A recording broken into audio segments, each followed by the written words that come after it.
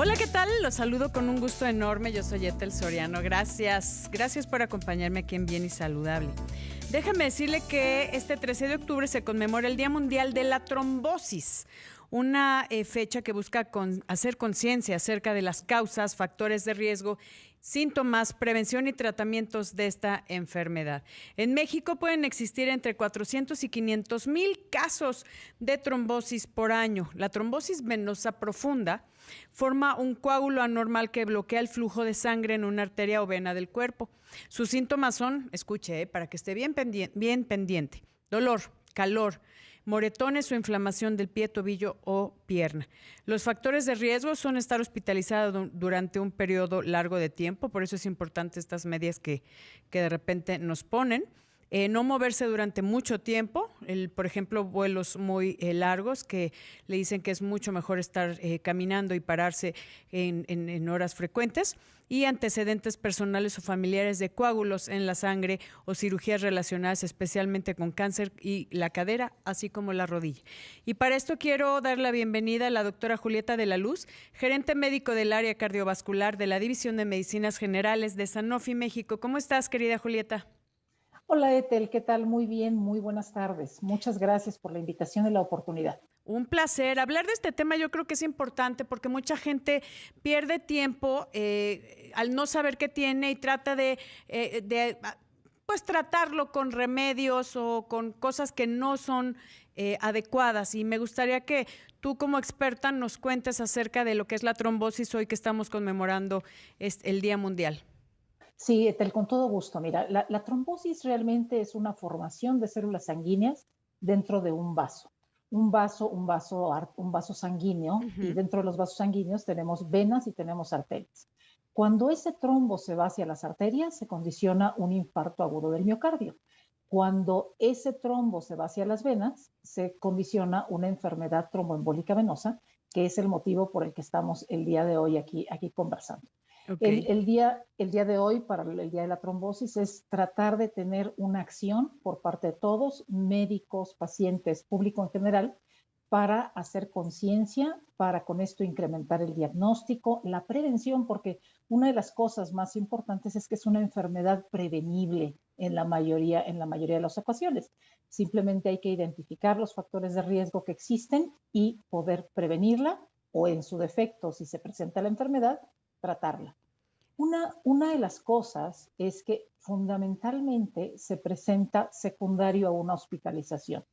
Cuando un paciente va a hospitalizarse, sea para un tratamiento médico o para un tratamiento que tenga que ser resuelto con una cirugía, en ese momento el paciente empieza a tener riesgo de tener trombosis. Entonces, fíjate, se habla que aproximadamente 6 de cada 10 pacientes pudieran tener al menos 4 factores de riesgo. Por Ay, es ejemplo, muchísimo, ¿no? 6 de cada 10 es es... Ujú. es muy alto, es muy alto. Entonces, por eso es por lo que precisamente es este llamado a la acción, ¿no? Para tratar de identificar a esos 6 pacientes para tratar de prevenirlos en que no les.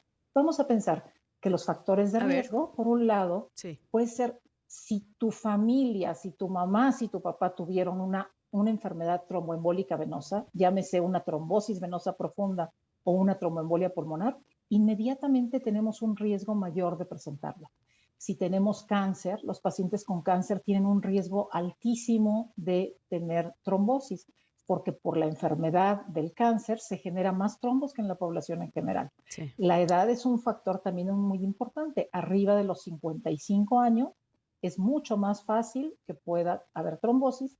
Los hombres, en este caso, nos ganan en relación a la Primera vez que nos frecuencia. ganan en algo, Julieta, Es siempre estamos correcto. nosotros más.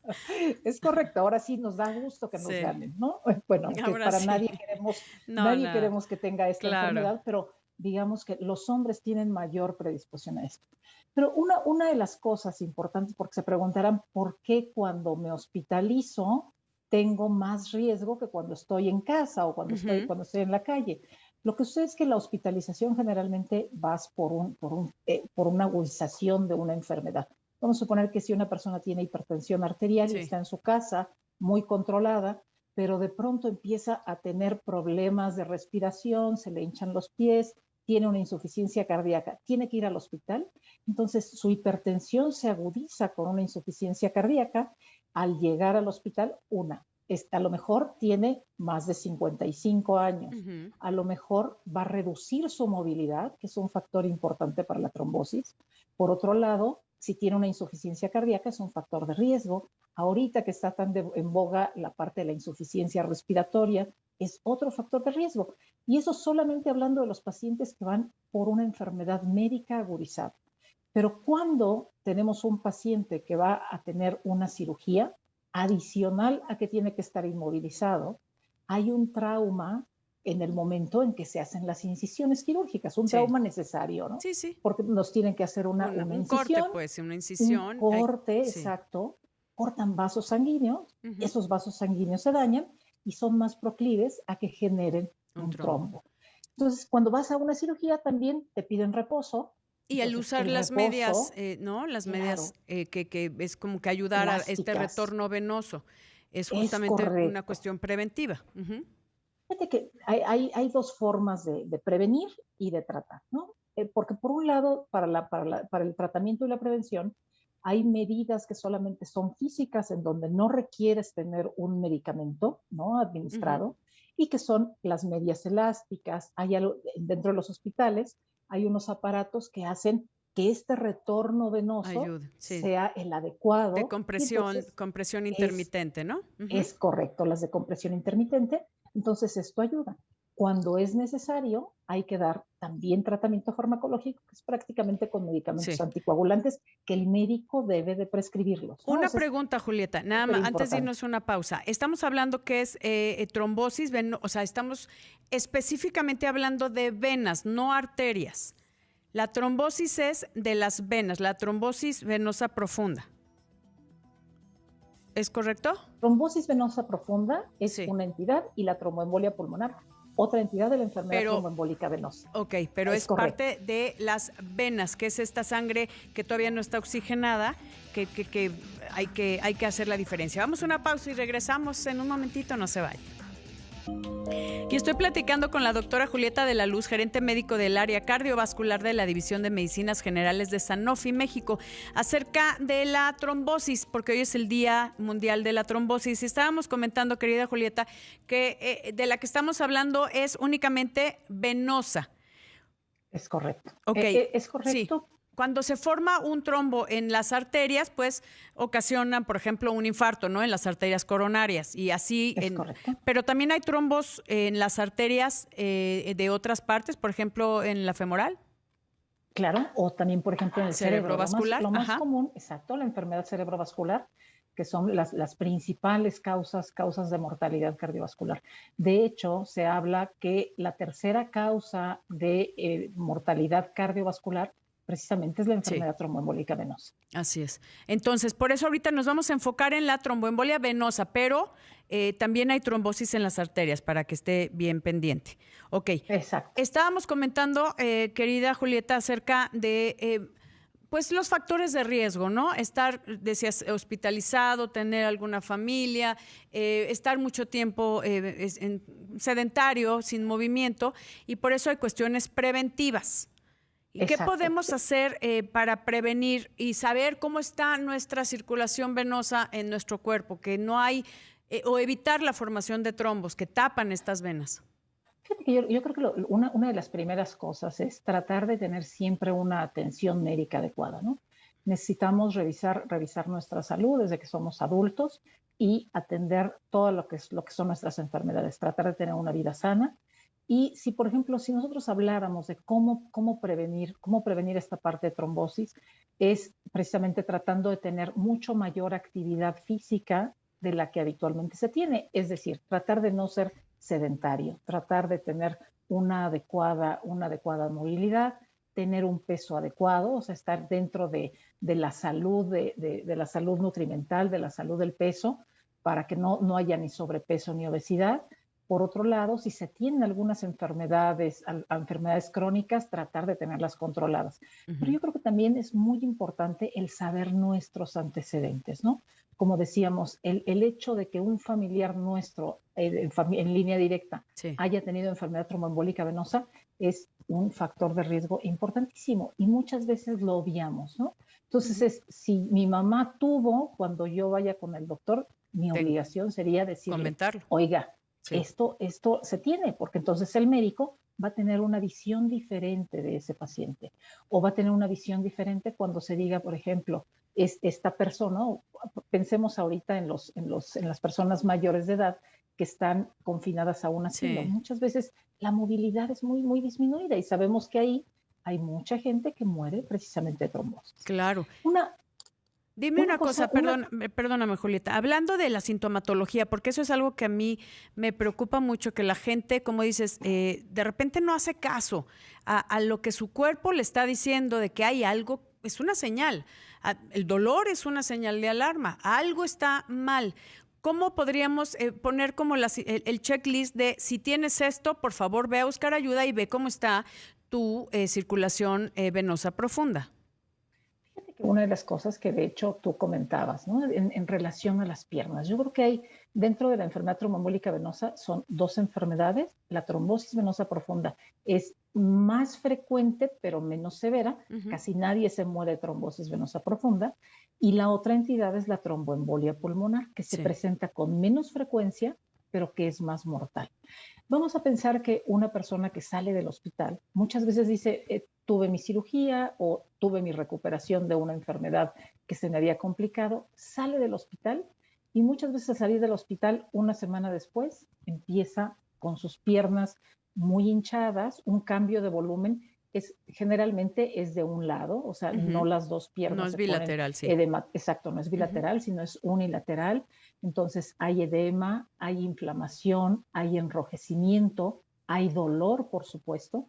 Entonces es un dato que nos debe de hacer pensar que inmediatamente necesitamos acudir al médico para que nos revise y nos dé un tratamiento para esa trombosis venosa profunda. Desafortunadamente, la tromboembolia pulmonar, cuando se presenta a veces en la casa, es cuando el paciente se pone muy grave, empieza a tener problemas respiratorios súper importantes, no de tipo infeccioso, sino aquí estamos hablando de un tipo que se tapó. de oclusión, exacto, de obstrucción a nivel venoso. Y entonces esta tromboembolia pulmonar muchas veces mata al paciente e incluso ni siquiera le permite llegar al hospital. Dime una cosa, ¿no? Hablando de la tromboembolia pulmonar, que sí es un tema súper, súper importante, de este porcentaje de pacientes que la sufren, ¿cuántas personas la sobreviven? Pues yo creo que como un 70% mueren, ¿no? El 70% mueren. Aproximadamente. Pero te digo, la frecuencia en la presentación es baja, pero es sumamente, sumamente grave. Y aquí, por ejemplo, con este Día Mundial de la Trombosis, queremos no solamente impulsar el tratamiento, sino queremos impulsar la prevención, porque es una enfermedad prevenible que no debiera de presentarle el paciente si previamente, si dentro del hospital se conoce y se hace una profilaxia adecuada. Estamos hablando de las dos, de la trombosis venosa profunda y de la tromboembolia pulmonar. Cualquiera de las dos se puede prevenir y también se puede tratar a tiempo. Hay cosas que puedes hacer para que esto no suceda y no muera el 70% de los pacientes que la sufren, ¿no? Así es. O sea, se puede, inicialmente lo mejor dentro de medicina es prevenir, pero si no se puede prevenir, también se puede tratar. También hay tratamientos adecuados para que el paciente pueda tener un desenlace satisfactorio, no morir. Claro. No, es que 70% en estos casos, aunque dices que la trombosis venosa profunda normalmente pues no fallecen de eso, pero hay que tratarlo porque de ahí se puede complicar. Exacto, se presenta con más frecuencia, pero habitualmente no te mueres. Habitualmente hay que tener un tratamiento. Sobre todo es muy importante que el tratamiento no solamente sea durante unos días, sino se habla de un tratamiento que puede llegar a 30 a 45 días, porque una vez que se presenta un evento, es más fácil hay recurrencias. Que eso es bien importante. Querida Julieta, amigos, vamos rápido a una pausa y volvemos con más conmemorando el Día Mundial de la Trombosis. No se vaya. Estoy platicando con la doctora Julieta de la Luz, gerente médico del área cardiovascular de la División de Medicinas Generales de Sanofi México, acerca de la trombosis. Comentábamos que estas, como las más importantes, la trombosis venosa profunda, que normalmente no mata al paciente, pero que hay que atender, y la trombosis, la tromboembolia pulmonar, que hay un gran porcentaje, más del 50% fallecen. Estabas comentando acerca de la sintomatología, querida Julieta, para estar pendientes. De una comentaste la trombosis venosa, inflamación, dolor, edema, o sea, pues, enrojecimiento, básicamente, y que hay que buscar ayuda, hay que ir con un médico para ver cómo está la circulación y si no está ocluida y está tapada, que se está hinchando la pierna porque la sangre se mantiene ahí, ¿no? Y Es la correcto. tromboembolia pulmonar, dificultad para respirar, que no es una cuestión de infección pulmonar, o sea, no es una cuestión de ventilación, sino hay algo que está tapando también esta circulación hacia los pulmones. Exacto, está tapando el retorno venoso. Hay que recordar que nosotros dentro del corazón, por un lado, tenemos una salida de sangre oxigenada para nutrir todo nuestro organismo, ¿no? O sea, cada una de las células de nuestro organismo necesita oxígeno y eso se da a través de la sangre arterial. Pero una vez que dejó el oxígeno en el organismo, en cada una de las células, se recoge dióxido de carbono que va a los pulmones a través de las venas, regresa al corazón, pasa a los pulmones y vuelve nuevamente a oxigenarse para tener una función adecuada. Cuando hay una obstrucción, pues este proceso fisiológico no puede llevarse a cabo. Entonces empieza a fallar el oxígeno a los tejidos. Y fundamentalmente, si hay una obstrucción a nivel pulmonar, sí, pues definitivamente el problema es muy severo porque es en donde va a generarse la oxigenación el intercambio, para todo, ¿sí?, el organismo, exacto, para todo el organismo. Entonces, aquí los datos son insuficiencia respiratoria, el paciente empieza a ventilar muy rápido porque trata de compensar precisamente, de compensar esa falta de oxigenación que tiene. Y entonces este incremento en la ventilación pues causa a la larga un perjuicio y hace que el paciente se ponga en peores condiciones, cae en acidosis, o sea, sí, establece parámetros metabólicos diferentes, pero además su condición de gravedad es muy importante porque sí, ya no está oxigenando los tejidos. Claro, o sea, nosotros vivimos con el oxígeno, no podemos dejar de oxigenar los tejidos porque es la forma como están nutridos, ¿no? También por eso es tan importante esta nutrición sanguínea de las arterias que y llenan los tejidos de oxígeno. Dime una cosa, Julieta, ¿qué hay en cuanto a los tratamientos? Si hay algo preventivo, ¿qué se puede usar? Y también, obviamente, el tratamiento cuando ya tienes un padecimiento de trombosis.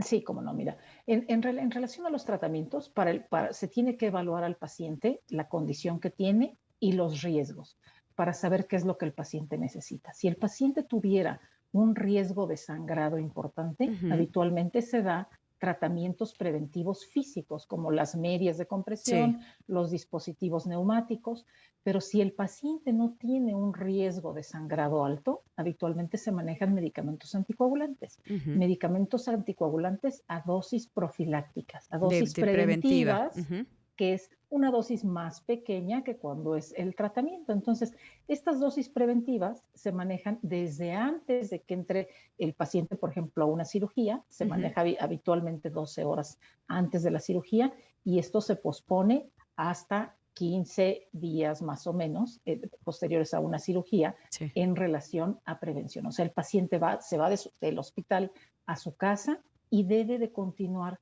con esa profilaxis. Cuando el paciente tiene riesgo, obviamente no todos tienen, sí, riesgo y necesidad de hacer esto, pero cuando se tiene, hay que hacerlo.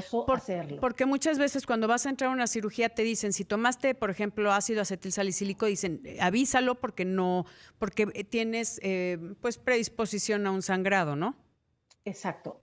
Todo esto lo tiene que saber el médico, lo que tomas, para saber incluso si hay algunos medicamentos que deba de suspender, sí, antes de un proceso quirúrgico y cuando va a tomar una decisión terapéutica, pues que todo vaya bien con el paciente, ¿no? Que sea benéfico para él. Pero todo es por indicación médica. Aquí lo importante es que hay unas cuestiones anticoagulantes preventivos o profilácticos que son por indicación médica cuando tienes estos riesgos y cuando el médico lo decide. Y ya después, pues también continuar con estos tratamientos dirigidos siempre por un médico especialista.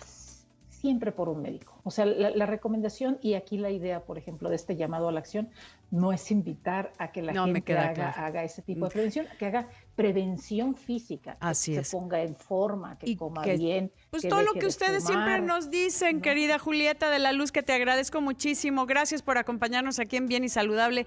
Nos vamos y estaremos muy pendientes de todas las acciones de Sanofi. Muchísimas gracias. Gracias, queridos amigos. Yo soy Ethel Soriano y por favor, para estar bien y saludable.